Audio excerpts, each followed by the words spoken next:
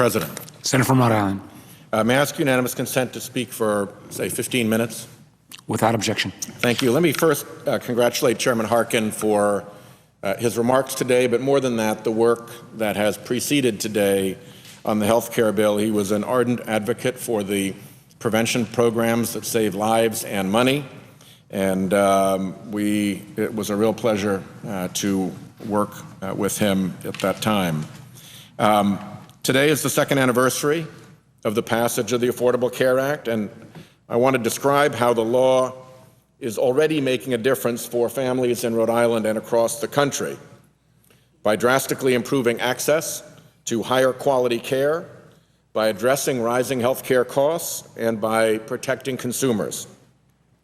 Look at the changes. Children with pre-existing conditions were denied coverage. No longer. Lifetime limits on insurance policies left many American families struggling to pay medical care bills on their own. No longer.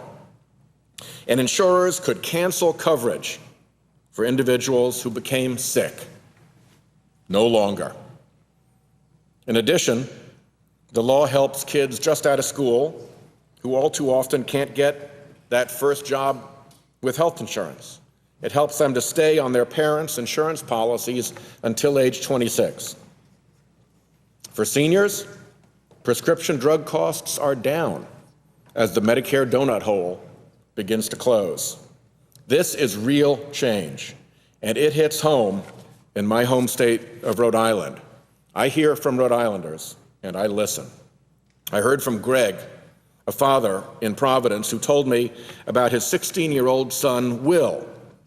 Will spends 2 hours every day undergoing treatment to keep his cystic fibrosis in check.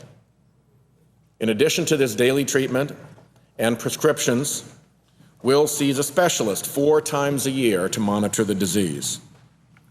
Greg said that he often thinks about his son Will's future and whether his son will be able to maintain health insurance coverage and receive the treatment that he needs.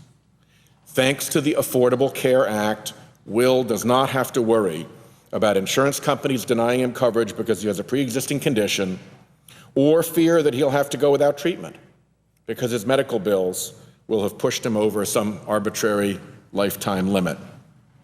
As many as 374,000 Rhode Islanders, including 89,000 children like Will, can now receive the treatments they need free from lifetime limits on coverage. People who want to repeal Obamacare should be ready to look Greg in the eye and tell him why they want to take that away from him and his son. Olive, a senior from Woonsocket, shared with me that her husband takes several medications to help treat his Alzheimer's disease. A 3-month supply for 2 of his medications costs close to $1,000. As Olive said, those months go by quickly. Last year, Olive and her husband fell into the prescription drug donut hole in July. Without the Affordable Care Act, they would have been responsible for paying the full cost of his medications out of pocket. But because of health care reform, Olive and her husband received a discount on their prescription drugs and saved $2,400 last year.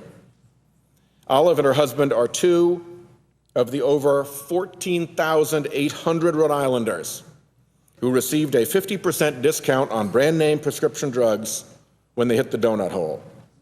This discount resulted in an average savings of over $550 per person, for a total savings of more than $8.2 million for seniors in Rhode Island alone. People who want to repeal Obamacare should be ready to look Olive in the eye and tell her why that $8.2 million should go back into the drug companies' pockets, why she and her husband should have to cough up an extra $2,400 for the drug companies. Brianne, a 22-year-old graduate of the University of Rhode Island, currently works part-time as a physical therapy aide in Providence. Her job does not offer health insurance, Brianne suffers from several seasonal and food allergies, and she makes frequent trips to her allergist. Because of the Affordable Care Act, Brianne can stay on her mother's health insurance, so she can continue to get the treatments that she needs. Without this coverage, Brianne said, she would be hard-pressed to afford the treatments necessary to address her allergies. As of June of last year, Brianne was one of over 7,500 young adults in Rhode Island who gained insurance coverage as a result of the reform law. People who want to repeal Obamacare need to explain to Brianne why she and those other 7,500 Rhode Island kids should be kicked off their parents' policy. The Affordable Care Act has also brought needed relief to employers, who are still the leading source of health coverage in the United States. Jeff is a small business owner in Providence. He provides health care insurance for his employees because, as he said, it's the right thing to do. But the rising cost of his employees' health insurance has placed increased pressure on his business. Jeff's business qualified for the health care law's small business health care tax credit, which covers up to 35% of premiums paid by a small business owner for its employees' coverage. These credits are a lifeline for small businesses that are struggling in today's difficult economy and for the people those small businesses employ. People who want to repeal Obamacare need to look Jeff in the eye and tell him why they want to take away that tax credit lifeline that lets him provide coverage for his employees. The Affordable Care Act also provided support for community health centers. In Rhode Island, like elsewhere in the country, community health centers fill a critical gap in our health care system, delivering comprehensive, preventive, and primary care to patients regardless of their ability to pay. Dennis Roy is the CEO of East Bay Community Action Program in Rhode Island. He tells me that the Affordable Care Act has provided critical support for his community health center's mission. East Bay has received $3 million through this law to construct a new community health center in Newport, which, despite its international reputation, is one of Rhode Island's poorer cities.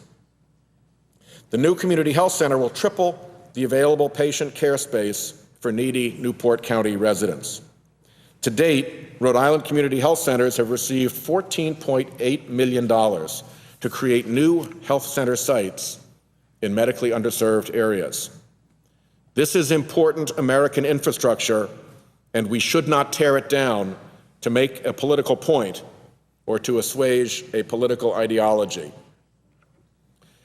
These stories are just a few of many that show how the Affordable Care Act is working for Rhode Island families, seniors, and small businesses. And although we've made great progress, the work continues. Over the last 2 years, a tremendous effort has been made by the healthcare industry, by state and local leaders, and by the Obama administration to develop a better model of healthcare delivery, to shift from a system that is disorganized and fragmented to one that is coordinated, is efficient, and delivers the high-quality care that Americans deserve. Private healthcare providers like Geisinger, Intermountain, and the Marshfield Clinic are already focusing on quality rather than quantity, efficiency rather than volume, to better serve their patients and their bottom line. Because of the Affordable Care Act, the federal government now has the opportunity to support and encourage their focus and to deliver much-needed savings in the most patient-centered way by improving the quality of care and health outcomes. There is tremendous potential for improved care and cost savings in 5 key areas: payment reform, primary and preventive care, measuring and reporting quality, administrative simplification, and health information technology. Savings from a range of responsible viewpoints run from $700 billion to $1 trillion a year, all without compromising the quality of care Americans have come to expect, indeed, likely improving the quality of care. I will shortly release a report to Chairman Harkin and the Help Committee on the Obama administration's implementation of the delivery system reform provisions of the Affordable Care Act. And when I say delivery system reform, I'm meaning those provisions that improve the quality of care, that avoid medical errors, that coordinate care better, that reward prevention and primary care, that reduce administrative overhead, that reward who gets the best health outcomes, not who orders the most treatment procedures. I worked with Senator Mikulski on this project. She authored the key delivery provisions of the law and has great expertise in this area.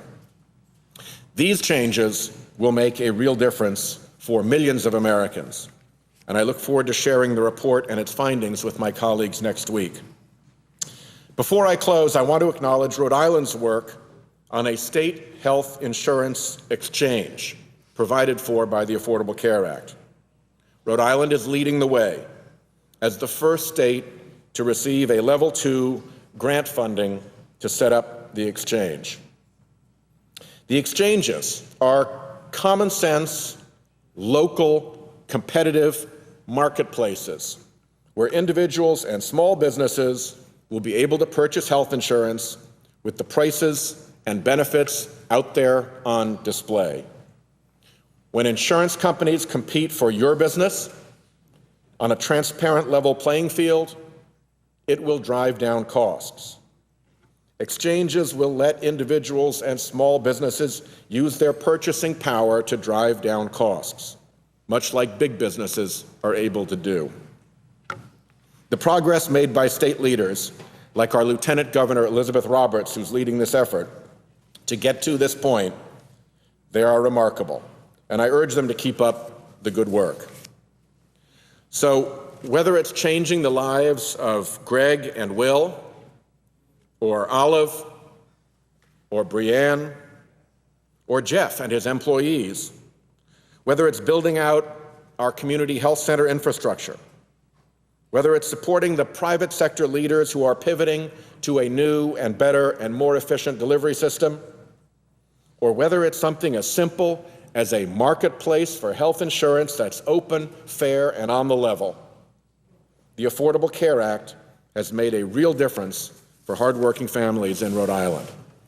I will continue to work hard alongside these leading healthcare providers, alongside the Obama administration, and alongside my colleagues here in Congress to see the full promise of the Affordable Care Act realized for this great nation's advantage.